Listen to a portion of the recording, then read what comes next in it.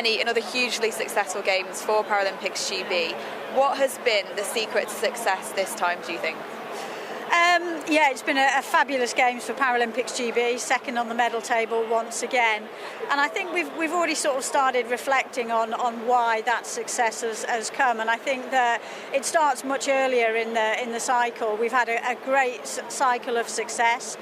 The work that's been happening in the daily training environments has gone really well.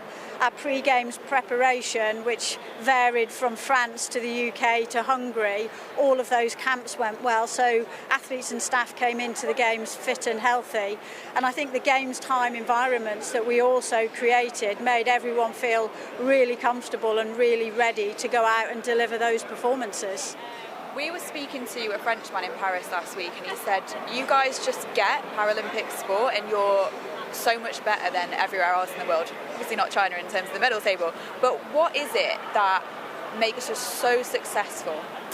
I think we've got a long history. Obviously, parasport, the origins are here in the UK at Stoke Mandeville, and I think since 1960, the first Paralympic Games, we've not been out of the top 5 on the medal table, and I think that we've embraced the opportunity that parasport provides for people with a disability, and I think we've championed the movement.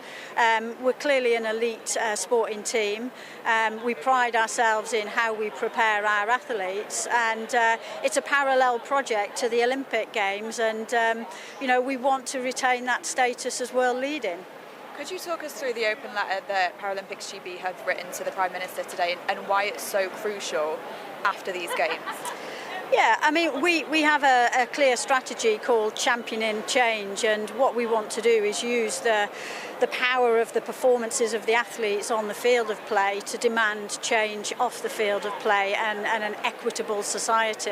And that starts with education, and it starts with the ability to access physical education and activity. And the campaign is very much around increasing the number of teachers, developing their awareness, equipping them to be able to support disabled students through schools, and providing them with a really rich environment that focuses on health, well-being, participation, and it's something that we're really passionate about.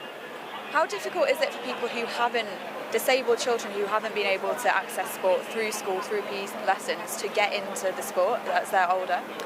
Yeah, I mean, it clearly is a disadvantage, and I think that we have a programme called Everybody Moves, and which we've been running in different guises over a number of years, and we're really looking to increase the number of community clubs and hubs that provide opportunities for all age ranges. But really what we're focusing on right now is actually the fundamentals that every child deserves an opportunity to be active through their school careers.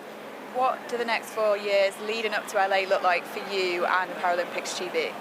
Well, we've got 19 sport debriefs to do over the coming weeks. So, where did we do things well? Where could we improve? So that's the first thing. And we take those lessons and build them into our next best prepared team strategy. I'm going to be out in LA before the end of the year. So it's we're not letting our foot off the gas. We obviously finished second on the medal table, but we've got a huge push around Paralympic talent. We want to flood the pathway with new athletes. We hope we've inspired the next generation through the performances on the field of play in Paris, and onward and onward. Were there any of those lessons that you took from Tokyo after debriefing there that have really come off at these games? I think one of the things that we saw in spade loads, I suppose, in Tokyo was how resilient we are as a team.